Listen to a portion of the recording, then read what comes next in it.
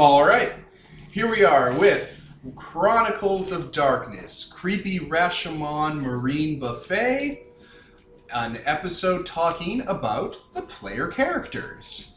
I'm Devin, and with me today we have... Nicole, whose character is Leo Kelly.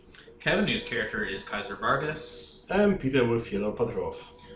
So, this episode is to introduce you, the listeners, to the characters that are being played in this very long game that is going to be produced. To give you a brief rundown of the pitch, this is a Chronicles of Darkness game that is being run in a specific setting, an underwater city in the 80s that just exists, and it's not a lot like Bioshock. Underwater cities existed before then. Fuck you, that one guy in there that I got into an argument with. But more importantly is we're using the second edition Chronicles of Darkness for this game. And we're running 6 sessions and every second edition supernatural splat that's currently available. So these 3 characters will be vampires in one game, mages in another, werewolves in another, and so on. The NPCs in the city stay the same, like the vampire NPCs are the same from game to game, same with the werewolf and the mage ones, as it goes on. These characters are very locked in. If you look at the website, the mortal version of them is basically the template that all the other ones are written from. And there's very little difference between the two of them. So this session is a nice introduction into those mortal characters, who these people are and what they're like before they are turned into whatever supernatural they eventually get turned into throughout the course of the game. It's a nice baseline. So, who would like to go first? Well, I guess I can start. So this is Peter, and he is playing... Fyodor Vladislavovich Patrov. He's a engineer, architect that works at this one. He's been born in the 1946 in Tver in USSR, which is next to Moscow. And let's see. He's been studying in the Bauman Moscow State Technical University, or Baumanka as it's called, which, generally a technical school where he learned all this stuff. And he left for Atlantis 1 and got in there around 1971, which is the canonical time where the Atlantis project was restarted. He was working as the chief engineer there, helped build the city, helped build some of the domes and so on. Mm-hmm. And a couple of years after he made his home there, his grandfather came over as the old Freemason that he was, because back in those days in the USSR, during the communist regimes, Freemasons were outlawed. So, he went over there and said, hey, this is a nice place, maybe we should set up the shop here. This is a nice place, let's set a cult up in it. Need to keep the tradition going, far away from the regime that would, impede on it. And that's how Fyodor became a Freemason. He started to run his own lodge, gathered some people, and... Fyodor is part of the Freemason branch of Atlantis 1. What does he look like? He's generally a bit short, slim, well-dressed, wears some suits, has a thin mustache, and sleek hair, dark. What are his hobbies? Other than being a Freemason, I'm not sure. Let me check up on my notes here. Sure, I can pause for that. Okay. He generally enjoys some fine arts like operas and arts, exhibitions and stuff like that.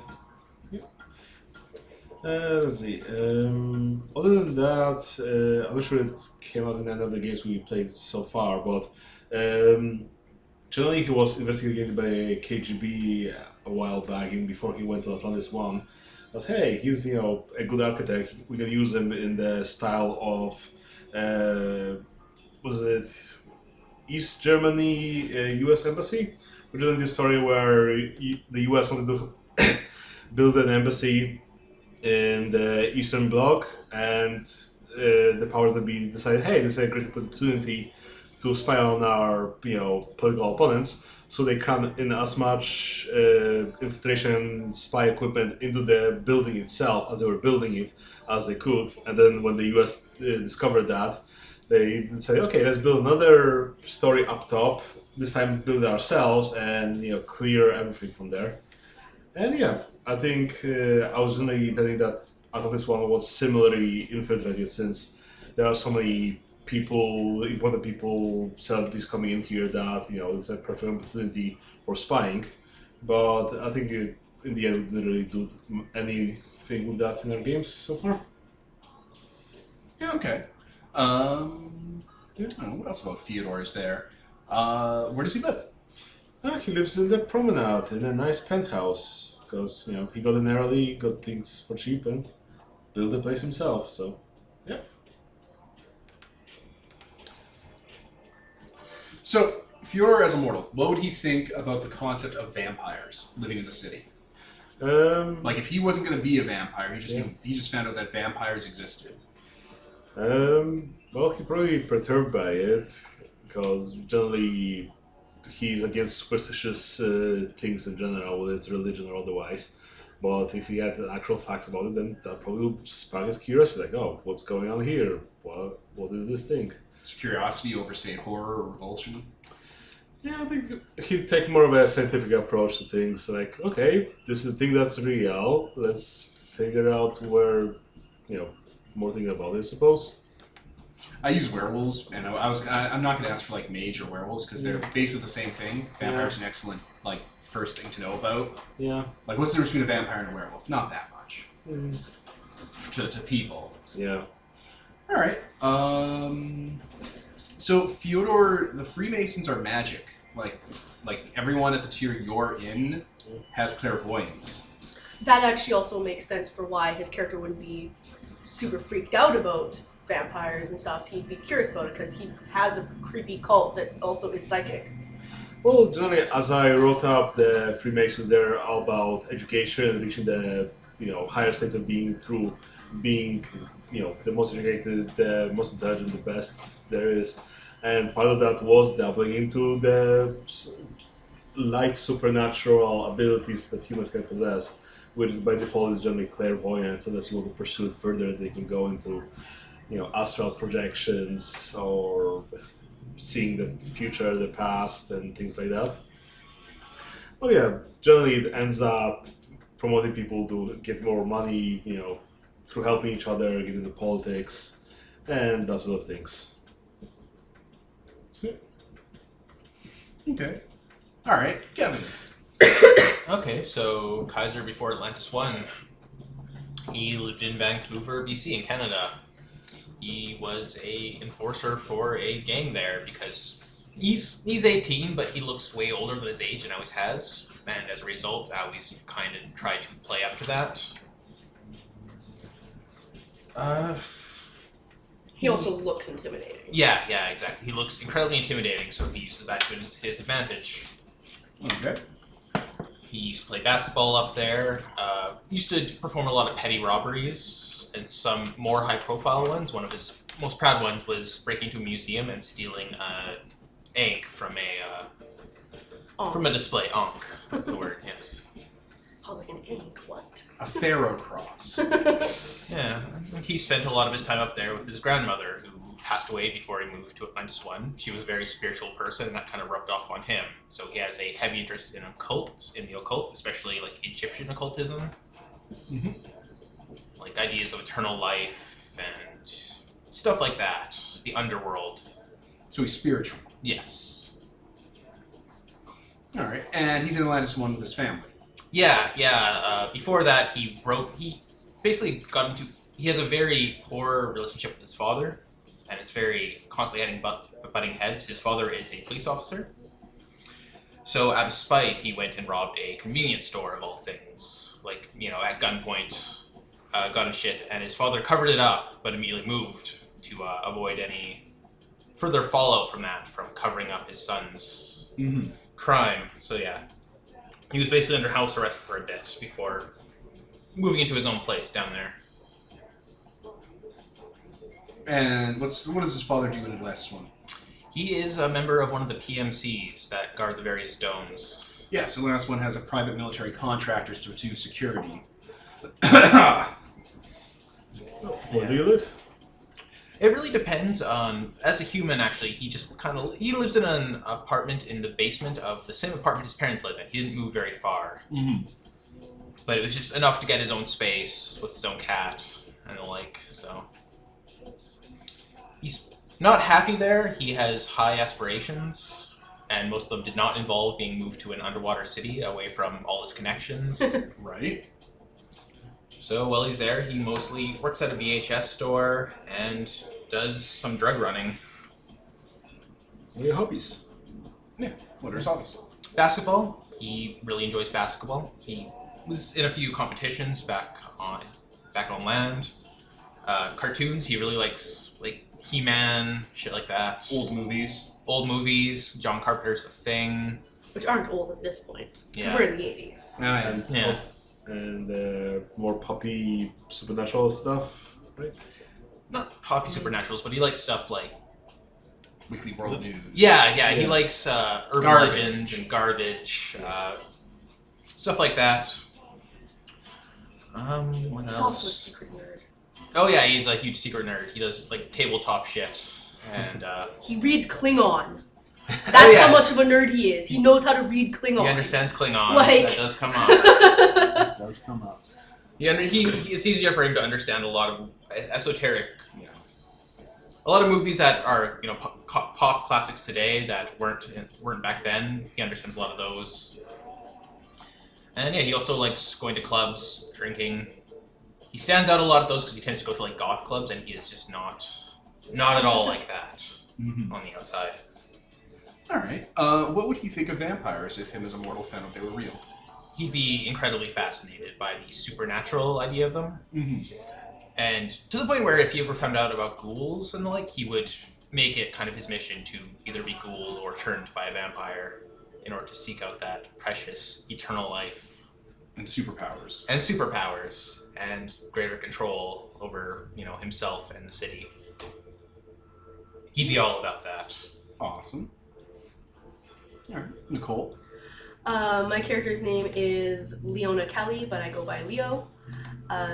She came from a military family, but basically ran away to have a hippie lifestyle as a teen. So she lived on a commune for a while, which really helped her. Like, she learned how to take care of people really well. She learned how to be a doctor, basically, learned how to farm, and learned how to grow drugs very well.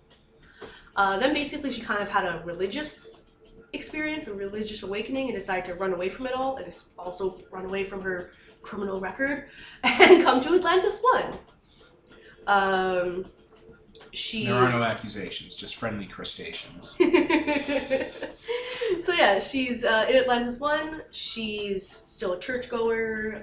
She's quite religious, and also owns a oh no, I forgot the word for it. Holistic medicine shop. That's the word, because she also has like a little greenhouse and everything. So she grows like medicines and stuff like that, and like it's actually not bullshit because she actually is really good at medicine and really good at plants, but she's not a doctor by any means. She also has some criminal connections because she's still growing drugs. She's still doing that. She's really good at it, and she really likes gardening.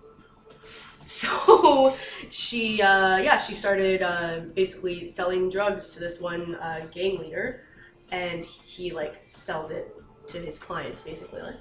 And then one time she helped him out when one of his dudes got stabbed. So now she's basically their back alley doctor. Kind of a double life already as a mortal because she's doing all this criminal doctor, back alley doctor stuff, while she also goes to church every Sunday and good Christian girl. Goddamn hypocrite. Yeah, it's a little bit ridiculous.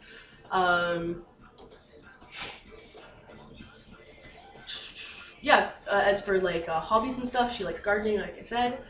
She goes for runs every day. She likes doing that. She's a very routine-based person. Where do you live? I also live in the Promenade Dome, actually. She had a lot of money basically saved up from her previous criminal stuff that she was running away from up top, and also her shop does pretty well.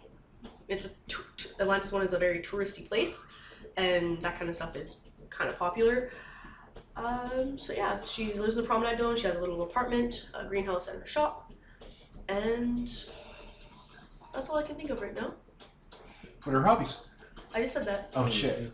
I literally just said that. Yeah. Oh man, I missed that. What would you think of vampires if they existed? Yeah, what do you think of vampires if you existed? I think she'd be horrified because, like, they're monsters that prey on people, They make Jesus weep. and also, like, They're mostly the pale people, just like it kind of vampires. challenges her religious beliefs.